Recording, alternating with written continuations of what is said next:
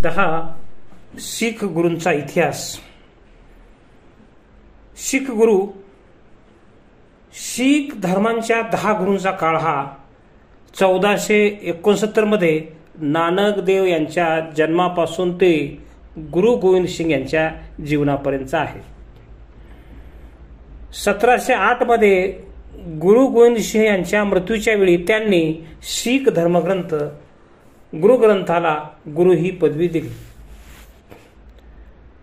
आता शिखाचे पहिले गुरु गुरु नानक देव यांचा काळ हा 1469 ते 1539 पर्यंतचा आहे.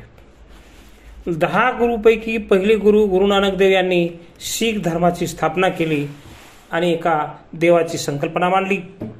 त्यांनी गुरु का लंगर ही संस्था सुरू केली. शीख धर्मात लंगर हा शब्द सामान्य स्वयंपाकघराला सूचित करतो, जिथे कोणताही भेदभाव न करता सर्वांना जेवण दिले जाते. त्यांनी महिलाच्या समानतेवर भर दिला आणि त्यागाचा मार्ग नाकारला आणि वेदाच्या अधिकारालाही नाकारले. त्यानंतरचे दुसरे गुरु गुरु अंगद देव यांचा काळ हा 1539 ते 1552 इतका होता. 10 गुरुपैकी दुसरे गुरु अंगद देव यांनी गुरुमुखी म्हणजेच पंजाबीचे लिखित स्वरूप अशी लिपी शोधून काढली आणि ती प्रचलित केली. त्यांनी गुरु ग्रंथ साहिबमधील नानकदेव यांचे लिखाण गुरुमुखी लिपीत लिहिले आणि ते संकलित केले. गुरु नानक देव यांनी सुरू केलेल्या गुरु का लंगर या संस्थेला त्यांनी लोकप्रिय व विस्तारित करण्याचे काम केले. तिसरे गुरु हे गुरु अमरदास साहेब यांचा कालखंड हा 1552 ते 1574 इतका होता. गुरु अमरदासांनी हिंदू पद्धतीऐवजी शिखांसाठी आनंद कारज विवाह सोहळा सुरू केला. त्यांनी पुरुष आणि महिलांसाठी अनुक्रमे मंजी आणि पिरी धार्मिक मिशनची स्थापना केली. त्यांनी गुरु का लंगरची परंपरा अधिक मजबूत केली. त्यांनी शिखांमधील सती आणि पडदा प्रथा पूर्णपणे रद्द केली. त्यानंतरचे चौथे गुरु रामदास यांचा कालखंड 1574 ते 1581. 10 गुरुपैकी चौथे गुरु रामदास यांनी अमृतसर शहराची स्थापना केली. त्यांनी शिखाचे पवित्र शहर अमृतसर येथे सुवर्ण मंदिराचे बांधकाम सुरू केले. त्यांनी मुस्लिम सुफी मिया मीर यांना हरमंदिर साहेबाची कोनशिला बसवण्याची विनंती केली. त्यानंतरचे 5वे गुरु अर्जुन देव यांचा कालखंड 1581 ते 1606. त्यांनी शिखाचे धर्मग्रंथ आदिग्रंथ संकलित केले. त्यांनी अमृतसरमधील सुवर्ण मंदिर म्हणून ओळखल्या जाणाऱ्या श्री दरबार साहिबाचे बांधकाम पूर्ण केले.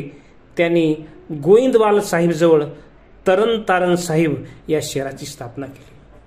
सम्राट जहागीराने त्याला फाशीची शिक्षा सुनावली तेव्हा तो शीख इतिहासातील पहिला महान शहीद ठरला. म्हणूनच त्यांना शहीद दे सरताज म्हणजेच शहीदांचा मुकुट असे संबोधण्यात आले. त्यानंतरचे 6वे गुरु हर गोविंद साहिब 1606 ते 1644 पर्यंतचे गुरु. तो गुरु अर्जुन देव यांचा मुलगा होता आणि सैनिक संत म्हणून त्यांना ओळखले जात असे.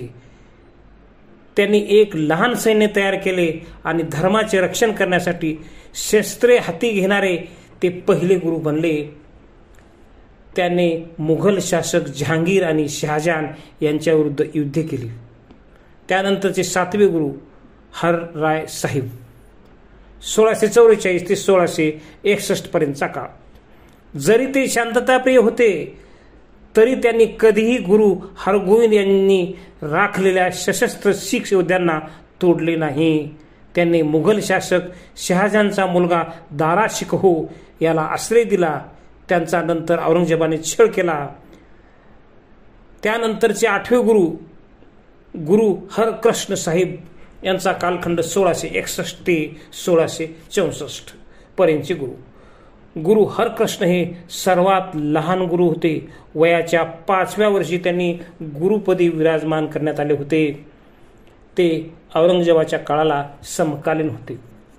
त्यानंतरचे 9वे गुरु तेज बहादूर साहेब 1665 ते 1675 पर्यंतचे गुरु, त्याने आनंदपूर शहराची स्थापना केली.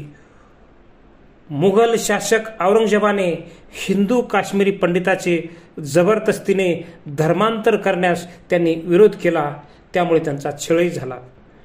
त्यानंतरचे 10वे गुरु गोविंद सिंग साहेब 1675 ते 1708 पर्यंतचे गुरु, त्यांचे वडील गुरु तेज बहादूर यांच्या हुतात्म्यानंतर ते गुरु झाले. त्यांनी 1699 मध्ये खालसा पंथाची स्थापना केली आणि शिखांना स्वतःचे रक्षण करण्यासाठी संत सैनिकाच्या गटात रूपांतरित केले. गुरु ग्रंथ साहिब, ज्याला आदिग्रंथ असेही म्हणतात, हे शिखाचे धर्मग्रंथ आहे. हा ग्रंथ गुरुमुखी लिपीत लिहिला गेला होता आणि त्यांनी शीख गुरूंनी उच्चारलेले खरे शब्द आणि श्लोक आहेत असे संबोधले जायचे. कोणत्याही जिवंत व्यक्तीपेक्षा ते शीख ग्रंथाचे सर्वोच्च आध्यात्मिक अधिकारी मानले जायचे.